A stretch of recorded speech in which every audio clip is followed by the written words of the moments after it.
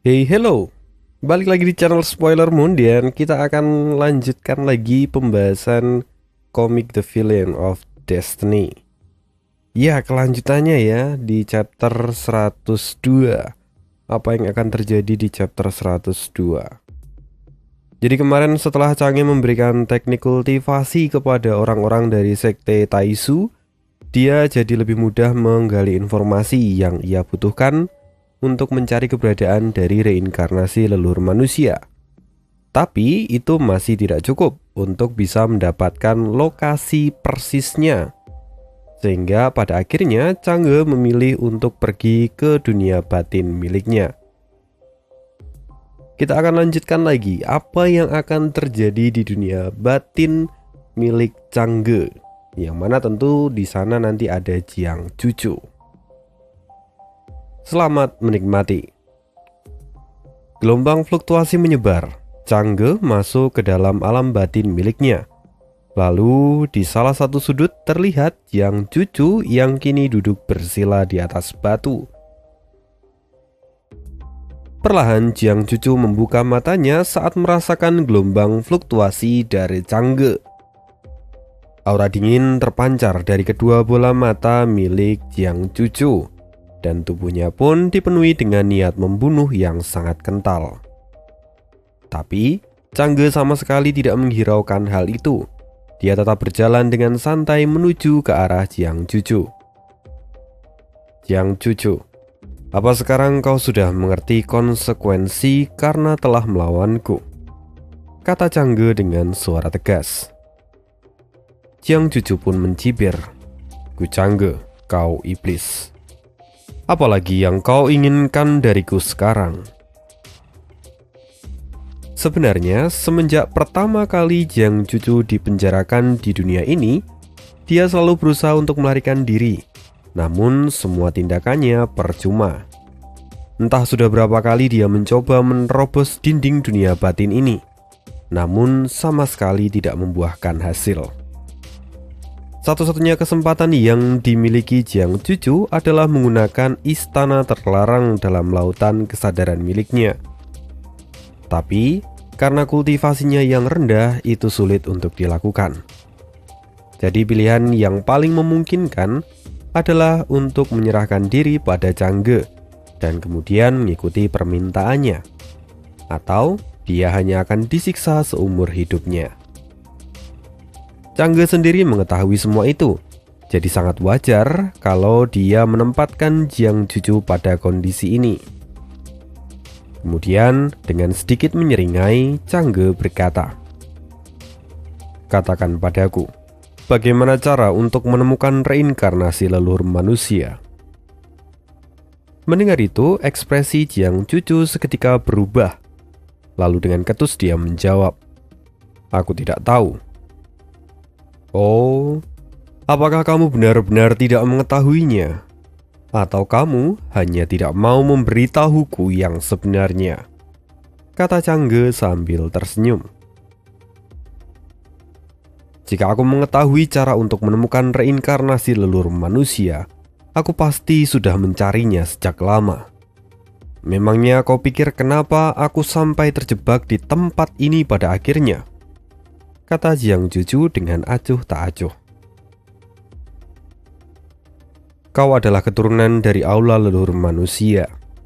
Jadi bagaimana mungkin kau tidak tahu? Apa kau tidak mau mengatakannya karena kau masih berharap bisa keluar dari tempat ini? Kata Change sambil mengejek.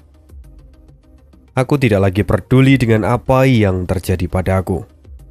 Bahkan jika aku mengetahui cara untuk menemukan reinkarnasi leluhur manusia, aku tidak akan mengatakannya padamu. Meskipun itu artinya, aku harus terjebak di sini untuk selamanya. Aku tidak akan pernah membantu penjahat melakukan kejahatan. Jawab Jiang Juju. Setelah mengajukan beberapa pertanyaan itu, Change tahu bahwa semua yang dikatakan oleh Jiang Juju itu benar. Bahwa Jiang Juju tidak mengetahui cara untuk menemukan reinkarnasi leluhur manusia. Kenapa Change bisa begitu yakin? Alasannya sederhana. Karena di dalam dunia batin, Changge bisa merasakan fluktuasi emosi halus milik Jiang Juju, di mana semua yang ia katakan ternyata itu adalah kejujuran. Mengetahui semua itu, Changge perlahan menghela nafas dan melamun untuk sesaat. Changge menyadari bahwa metode rahasia dari aula leluhur manusia rupanya tidak sekuat yang ia kira. Dengan nilai keberuntungan yang dia miliki, dia dapat dengan mudah mengidentifikasi leluhur manusia. Namun ada satu masalah. Dengan informasinya sekarang ini, mencari reinkarnasi leluhur manusia sudah seperti mencari jarum di atas tumpukan jerami. Melihat ekspresi dari Changge, Jiang Juju menjadi sedikit khawatir dan kemudian bertanya, "Ku Changge, apa kau sudah tahu di mana reinkarnasi leluhur manusia akan dilahirkan?" Tidak hanya tahu, bahkan aku sudah ada di dunianya sekarang," jawab Changge tanpa sedikit pun keraguan dan kebohongan. Mendengar itu, ekspresi Jiang Juju menjadi semakin masam. Pikirannya sudah melayang kemana-mana sekarang. Melihat itu, Changge mulai mencibir lagi. "Kenapa? Apa kau khawatir kalau reinkarnasi leluhur manusia akan kutemukan lalu kubunuh? Jika kau memohon padaku, aku bisa saja memberinya kematian yang jauh lebih mudah," kata Changge yang kemudian tertawa lepas. "Bahkan jika kau menemukan reinkarnasi leluhur, kau tetap tidak akan bisa mengalahkannya. Atau jika kau berhasil membunuhnya di kehidupan ini pun, reinkarnasi leluhur manusia masih akan terlahir kembali di masa depan. Pada akhirnya, kau tidak akan pernah bisa menang dari reinkarnasi leluhur manusia," kata Jiang Juju sambil mencibir Changge. Memang benar bahwa meskipun sekarang Changge ada di puncak kejayaannya, namun jika dibandingkan dengan leluhur manusia yang sudah melewati samsara berulang kali, dia masih tidak bisa dibandingkan. Ya, Changge tidak mungkin menunjukkan kelemahannya. Jadi dia pun berkata, "Aku sungguh tidak mengerti apa yang telah didoktrin di dalam kepalamu itu, sampai-sampai kau seperti ini. Jiang Juju, ku tegaskan sekali lagi. Apa tujuanmu berlatih dan bertekun sejak kecil? Apa semua itu hanya untuk menjadi alat dari reinkarnasi leluhur manusia?" "Kau hina!" jawab Jiang Juju tiba-tiba. Wajahnya pun berubah menjadi merah karena marah setelah mendengar semua ucapan dari Changge. Ini adalah kali pertama dia dihina sampai seperti ini oleh orang lain dan dia bahkan tidak bisa menyangkalnya. Itu adalah sebuah pukulan telak bagi Jiang Juju. "Apa ada dari kata-kataku yang salah? Kau tidak lebih dari sekedar sampah. Kau melihatku, tapi kau memalingkan wajahmu dari orang lain yang berbuat jahat. Bukankah itu tandanya kau itu munafik?" kata Changge sekali lagi. Mendengar semua itu membuat Jiang Juju menjadi tidak beraturan. Kemarahan di dalam hatinya meluap-luap. Hingga Changge menemukan sesuatu, bahwa reinkarnasi leluhur manusia sepertinya terhubung dengan ketidakstabilan dari jantung Dao milik Jiang Juju. Dengan begini, Changge mendapatkan satu petunjuk baru. Changge sadar bahwa kekuatan terbesar dari leluhur manusia adalah hasil dari kepercayaan orang-orang padanya. Dan karena kepercayaan semacam ini sebenarnya sangat ilusif, maka Changge dapat dengan mudah mengacaukannya. Mencampurkan hitam dan putih serta memutarbalikkan antara benar dan salah, itu adalah keahlian dari Changge. Setelah melakukan semua itu, akhirnya Changge pun meninggalkan dunia batin miliknya. Dia memang tidak mendapatkan teknik yang berguna dari Jiang Juju, tetapi ini tidak akan sulit bagi Changge. Lagi pula, alam Tianchen hanya terdiri dari 8 domain. Jika kekuatan aula leluhur manusia turun ke alam ini, maka dia bisa menyelesaikannya dengan mudah. Bahkan jika dia tidak bisa menemukan lokasi leluhur manusia, dia masih bisa merasakan orang-orang dari aula leluhur manusia. Changge sudah mendapatkan yang ia butuhkan, dan sekarang dia hanya harus mencari lokasi dari reinkarnasi leluhur manusia, sambil terus mengawasi keberadaan Mingkong. Changge kemudian memejamkan mata dan mulai melacak keberadaan Mingkong. Setelah beberapa saat dia bisa merasakannya, bahwa sekarang Mingkong ada di domain Hong. Setidaknya jarak mereka terpisah ratusan juta mil dari tempat Changge sekarang berada. Sampai pada akhirnya, hari pun berganti. Di hari berikutnya, domain Xuan mulai menjadi bergejolak. Berita tentang immortal yang datang ke Sekte Taisu dan memiliki hubungan dengan leluhur Sekte Taisu 800.000 tahun yang lalu tentu membuat semua kekuatan di domain Xuan mendidih.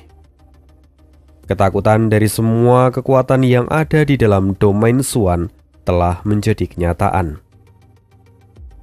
Dan sekarang, hari ini, Sekte Taisu telah mengumumkan bahwa seluruh domain Xuan harus disatukan. Tentu mereka semua tahu bahwa perintah ini tidak hanya berasal dari Master Sekte Taisu, tetapi justru berasal dari Sang Immortal, yang tidak lain adalah Gu Changge. Sialan, bagaimana bisa Immortal itu benar-benar ikut campur dengan urusan kita? Padahal kita tidak lebih dari sekedar semut di matanya. Tapi kenapa dia bahkan mau repot-repot melakukan semua ini? Keuntungan apa yang sebenarnya dia dapatkan? Teriak salah seorang pemimpin Sekte Tanah Suci Tianlin yang tampak frustasi. Banyak orang yang sependapat dengannya dan tidak habis pikir dengan keputusan ini. Tetapi meski awalnya mereka semua memberikan penolakan, pada akhirnya mau tidak mau mereka hanya bisa tunduk di bawah kekuasaan yang bahkan tidak bisa mereka jangkau. Semuanya kini tunduk di bawah Sekte Taisu, atau lebih tepatnya tunduk di bawah Gu Changge. Dan setelah penyatuan itu, Changge mulai memberikan beberapa perintah untuk merekrut para jenius muda dari seluruh domain Xuan. Semua orang berpikir bahwa ini adalah hal yang wajar, karena Sekte Taisu kini menjadi pusat dari seluruh domain Xuan. Maka mereka akan memerlukan bakat-bakat yang luar biasa demi masa depan. Namun, yang tidak mereka sadari bahwa semua ini hanyalah bagian dari akal bulus Gu Changge, yang mana dia sedang mencari orang yang memiliki reinkarnasi leluhur manusia. Setelah itu banyak jenius yang dipertemukan dengan Gu Changge. Namun sampai detik ini, tidak ada satupun yang memiliki warisan dari leluhur manusia. Jika diizinkan, saya ingin tahu mengapa Immortal memanggil saya, kata seorang pemuda yang kini bersujud di depan Changge. Dan pemuda itu segera memecahkan lamunan Changge. Ya, sejak saat itu banyak pemuda yang terus dipertemukan dengan Changge. Pria ini salah satunya. Dia adalah seorang jenius yang belakangan namanya sedang naik daun. Dia adalah seorang pemuda yang memiliki potensi sebagai putra keberuntungan. Terlebih jika dilihat dari latar belakangnya yang begitu dalam. Namun sayang sekali, dia juga bukan orangnya. Changge kemudian bangkit dari tempat duduknya. Dia masih tampak berpikir. Sepertinya aku tidak bisa hanya duduk dan menunggu kelinci itu datang. Sepertinya reinkarnasi leluhur manusia telah memiliki beberapa trik baru, dan sepertinya orang-orang ini tidak bisa menemukannya. Aku mungkin harus bergerak sendiri, kata Changge dalam hati. Changge kemudian menghilang dalam sekejap dan meninggalkan tempat itu. pada saat yang sama di domain Tian alam Tianchen. Di antara dataran yang luas terdapat deretan gunung yang megah dan tak berujung. Ki spiritual di sana benar-benar terasa padat dan juga banyak bahan obat yang luar biasa langka. Belum lagi para binatang primordial yang berada hampir di setiap tempat. Lalu di antara semua itu terlihat seorang pria yang tubuhnya diselimuti oleh cahaya ilahi sedang mencambuk dan memaki para kultivator yang ada di bawahnya. Mereka semua terlihat seperti budak yang sedang dipaksa untuk melakukan pekerjaan berat. Tak lama kemudian beberapa sosok datang dan melemparkan beberapa kultivator lain ke bawah. Hari ini aku menangkap beberapa budak baru. Sepertinya aku harus meminta penghargaan dari Holy Lord untuk semua jasaku, kata seseorang dengan penuh rasa sombong. Saudara King Gui tidak perlu khawatir, Patriark pasti akan memberikan hadiah untuk Anda, kata salah seorang yang ada di sana. Itu benar, Anda telah bergabung dengan Tanah Suci Xianlun setidaknya selama 100 tahun dan telah memberikan banyak kontribusi besar. Anda juga sudah dipromosikan menjadi diaken.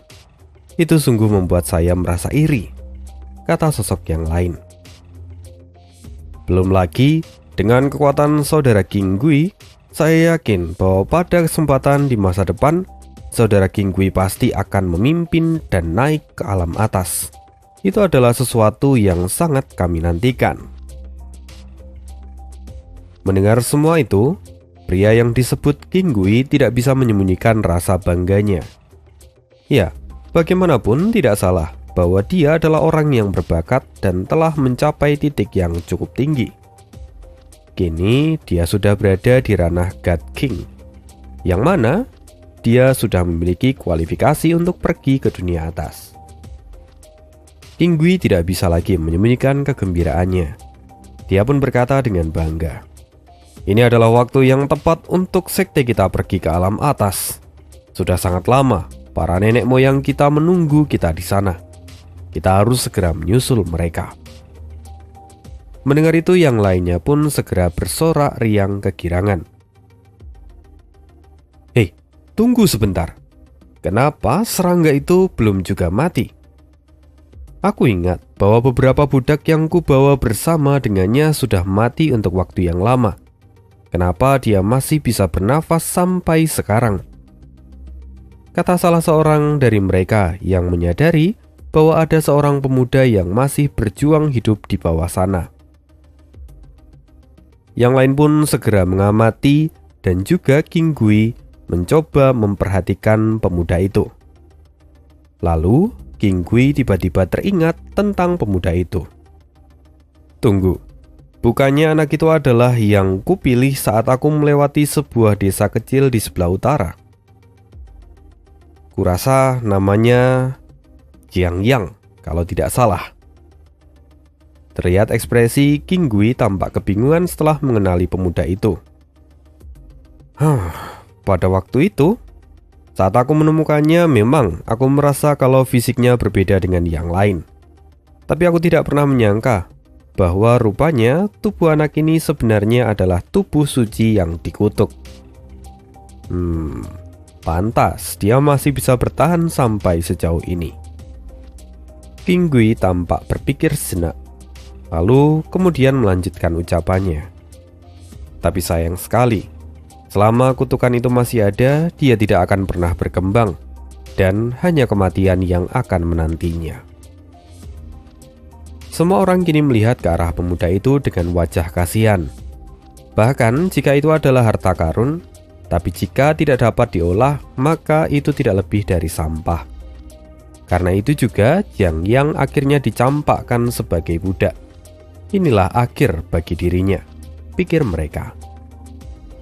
Tapi di sisi lain, Jian yang kini masih tampak terus berjuang untuk bertahan hidup. Meski tubuhnya sudah penuh dengan luka dan dia juga sudah terlihat sangat lemah, dia kini terlihat bergumam, "Aku tidak boleh mati di sini. Aku harus kembali. Aku harus menemui adik dan nenekku." Adikku masih sangat muda. Apa yang akan dia lakukan jika aku mati di sini? Juga nenek yang sudah terlalu renta dan mudah sakit. Jika aku terus ada di sini, tidak ada yang akan menjaganya. Aku harus pulang. Kenapa kau tidak menyerah saja dan terima keberadaanku, anak muda? Aku pastikan kamu akan bebas dan tidak menderita seperti ini lagi. Tiba-tiba sebuah suara orang tua bergema di telinga Jiang Yang. Siapa kau? Kenapa aku harus menerimamu? Jangan ganggu aku dan cepatlah keluar dari tubuhku, kata Jiang Yang yang masih tampak kebingungan dan mencoba untuk menolak. Sekali lagi suara itu keluar. Aku adalah aku, dan ini sesungguhnya adalah tubuhku. Tapi sebelum aku bisa bangun, kesadaranmu telah lahir, dan karena itu aku tidak ingin menghapusmu dengan tanganku. Tubuhmu? Jelas ini adalah tubuhku. Siapa sebenarnya kau? Dan apa yang kau inginkan? Kata Jiang Yang. Tidak perlu banyak pertanyaan. Kau hanya perlu menerima keberadaanku. Lalu aku akan memenuhi semua keinginanmu. Aku akan merawat adik perempuanmu dan nenek tuamu itu. Jadi cukup terima saja aku. Adik dan nenekku? Tampak Jiang Yang mulai mengendur ketika sisi paling lemahnya disentuh. Tapi sekali lagi dia bertanya, kenapa aku harus menerimamu? Jika memang ini adalah tubuhmu, kenapa kau tidak hapuskan saja aku? Dan lantas kenapa aku harus menerimamu? Apa dengan menerimamu aku akan tetap ada di sini? Anak muda, kamu hanya tidak tahu bahwa ada perbedaan antara menerimaku atas kehendakmu sendiri dan kamu yang kuhapuskan. Apa bedanya? Secara prinsip itu adalah dua hal yang berbeda. Mendengar itu, Jiang Yang terdiam sejenak. Lalu dengan penuh tekad dia berkata lagi, aku tidak tahu siapa kau sebenarnya. Tapi jika aku menerimamu, apa yang akan kudapatkan? Aku masih memiliki keluarga yang harus kujaga, jadi aku tidak bisa menyerah. Anak muda, kau benar-benar anak yang baik. Tapi tubuhmu ini tidak akan bisa bertahan lebih lama. Seharusnya kau sudah mengetahui hal ini, kata suara itu yang kemudian perlahan mulai menghilang. Sementara itu, di sisi yang lain, Gu Changge terus melakukan pencarian ke seluruh domain, selain domain Hong tempat Yu Mingkong berada. Selama perjalanan, dia telah menemui banyak kultivator yang memiliki bakat tinggi. Namun mereka sama sekali tidak ada hubungannya dengan reinkarnasi leluhur manusia yang Changge cari. Sampai pada akhirnya, Changge memutuskan untuk mengunjungi domain Tian, yang merupakan domain terjauh dari domain Xuan. Begitu memasuki domain Tian, Changge langsung menyadari keberadaan Vena naga yang berkumpul di pusat alam Tianchen. Wajah Changge tidak tampak terkejut, malahan terlihat senyuman di sudut bibirnya. Ini bukan tanpa alasan. Justru setelah melihat semua ini, Changge jadi berpikir bahwa kemungkinan besar reinkarnasi leluhur manusia akan muncul dari domain Tian. Akhirnya setelah pencarian yang begitu lama dan terkesan lambat, Changge bisa menemukan titik terang dalam pencariannya. Bahkan dia jauh lebih cepat daripada Mingkong yang sudah memiliki bekal ingatan dari kehidupan sebelumnya. Setelah itu, Changge segera memulai penelusurannya. Namun, tiba-tiba, sebuah notifikasi muncul di depannya. Ding! Memicu garis pencarian Samsara Favorite Son of Heaven. petunjuk ditemukan. Apakah Anda ingin menerimanya? Membaca semua itu, Changge langsung mengangguk dan terima. Changge menyadari bahwa sepertinya dia berada di jalur yang tepat. Dan posisinya sepertinya tidak terlalu jauh dengan karakter yang terkait dengan questline kali ini. Setelah itu beberapa gambaran masuk ke dalam kepala Changge. Dan ada cahaya yang jatuh di suatu tempat yang tidak diketahui. Changge bergumam, seorang bayi perempuan. Sepertinya clue yang memancing questline kali ini adalah bayi perempuan ini. Changge tampak mengerutkan keningnya.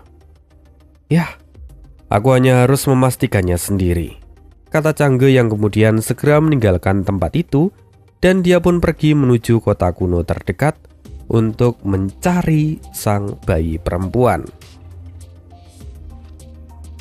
Lalu di sebuah desa terpencil, namanya adalah Desa Beisin. Ini bukan kota yang dituju oleh Changge ya. Ini ada sebuah desa aja sendiri gitu. Di sana terlihat seorang gadis. Dia berlari dan kemudian berkata, "Nenek, kakak kemana? Dia masih belum juga kembali sampai sekarang. Ini sudah 1 tahun berlalu. Apa kakak lupa dengan Yao Yao?" Kata gadis itu yang kemudian menggandeng tangan neneknya. Ya, gadis itu bernama Yao Yao. Dia terlihat masih muda, seperti gadis berusia kisaran 4-5 tahun. Sang nenek pun perlahan tersenyum dan mengusap rambut cucunya. Lalu dengan perlahan dia berkata, "Bahkan jika kakakmu melupakan semua orang, dia tidak akan pernah melupakanmu, Yao Yao. Kamu tidak perlu khawatir tentang hal itu. Sekarang kakakmu sedang belajar. Dia dibawa oleh seorang kultivator yang agung dan akan kembali setelah dia menjadi kuat. Saat dia kembali, dia pasti akan menjadi sangat luar biasa. Dia mungkin mampu terbang di langit. Dan saat itu, kakakmu bisa membawamu untuk terbang dan makan permen apel serta banyak makanan lezat yang lainnya." "Oh, benarkah? Baiklah, kalau begitu aku akan menunggu kakak sampai kembali ke desa. Tapi nanti dia harus membawaku terbang dan membawa banyak makanan lezat," kata Yao Yao yang dipenuhi dengan harapan. Melihat kegembiraan dari cucunya itu, sekilas sang nenek teringat kenangan lama. Kenangan di mana dia menemukan Yao Yao dahulu kala. Yao Yao sebenarnya adalah anak yang spesial. Dia tidak tumbuh seperti anak pada umumnya. Bahkan setelah bertahun-tahun bersama, Yao Yao tidak terlihat menua. Dia masih terlihat seperti anak kecil yang berusia 4-5 tahun. Sang nenek juga sudah melakukan banyak hal, tapi sama sekali tidak ada hasilnya. Tapi itu tidak menjadi masalah, karena pada akhirnya rasa sayang dari nenek kepada Yao Yao itu jauh lebih besar. Karena itu sang nenek selalu berada di samping Yao Yao sampai akhir. Dan sebenarnya selain Yao Yao masih ada seorang pemuda lagi yang disebut sebagai cucu. Tapi setahun lalu dia direkrut oleh seorang kultivator untuk berkultivasi. Karena itu sekarang hanya tinggal mereka berdua. Tentu saja bisa ditarik garis lurus bahwa cucu yang direkrut itu tidak lain adalah Jiang Yang. Sekarang sang nenek kemudian menggandeng Yao Yao. Kini dia bertujuan untuk kembali ke rumah. Tapi sebelum pergi, tiba-tiba terdengar suara gemuruh dari kejauhan, yang mana kemudian itu membuat nenek menoleh ke belakang. Wajahnya tampak mulai cemas dan segera menggenggam tangan Yao Yao. Dari luar desa segera terdengar suara teriakan. "Itu para bandit! Mereka menuju ke desa. Para wanita, anak-anak, dan orang tua segera kembali ke rumah dan bersembunyilah!" teriak para penjaga desa yang berlari masuk. Setelah itu dari kejauhan, tetua desa segera berlari ke arah luar sambil mengutuk. Sial, bukankah kita baru saja menyerahkan batu roh pada mereka? Jadi kenapa mereka datang lagi? Semuanya, siapkan senjata dan bersiap untuk kemungkinan terburuk. Segera seluruh desa bersiap untuk mempertahankan desa tercinta mereka. Sedangkan kini Yao Yao tampak panik. Nenek, para bandit ada di sini lagi. Apa yang harus kita lakukan? Yao Yao, tidak perlu takut. Ada nenek di sini, kata wanita tua itu sambil menggenggam tangan Yao Yao. Di luar desa, woi, cepat suruh kepala desa kalian keluar, teriak salah seorang laki-laki yang memimpin rombongan bandit itu. Kini para warga mulai gusar. Mereka menyadari bahwa para bandit ini adalah bandit angin hitam yang terkenal karena kuat dan kejam. Bahkan dengan gabungan seluruh warga desa, mungkin mereka tetap tidak akan bisa menang. Dan setelah itu, kepala desa pun akhirnya keluar. Saya adalah kepala desa Beisan. Saya datang menemui tuan-tuan sekalian. Mohon untuk tidak membuat keributan. Kepala desa segera berjalan menuju ke pintu gerbang desa. Oh, rupanya kau seorang kultivator. Tapi dengan kemampuanmu itu, kau bahkan tidak akan mampu melawan kami. Jadi jangan bertindak macam-macam, cibir bandit itu. Sekarang, dengarkan. Pemimpin kami telah memberi perintah. Semua gadis di bawah umur 15 tahun harus diserahkan tanpa terkecuali. Siapkan mereka dalam 3 hari. Dan ketika hari ketiga kami akan datang untuk mengambilnya. Jika kalian berani melawan atau ada yang melarikan diri, maka kami akan membantai seluruh desa, kata pria itu dengan penuh penindasan. Dan setelahnya mereka berbalik lalu meninggalkan desa. Walau hanya singkat, namun rasa takut yang ditinggalkan oleh para bandit itu benar-benar menghantui semua orang. Tidak sedikit yang menangis, termasuk Yao Yao yang kini memeluk neneknya. Nek, aku tidak ingin dimakan, aku takut, katanya. Yao Yao, tidak perlu takut. Tidak ada yang bisa membawamu pergi dari sini, kata neneknya sambil menguatkan Yao Yao. Di saat yang sama di sisi yang lain, ada sebuah istana berdiri megah, dan di dalamnya pemimpin bandit datang lalu membungkukkan badan. Dia segera memberikan laporan. Tuanku, gadis-gadis ini ditangkap dari desa dan kota terdekat sesuai dengan perintah Anda. Apakah Anda menyukainya? Di depan sang pemimpin dari bandit itu, terlihat seorang pemuda berjanggut yang tidak lain adalah Gu Changge.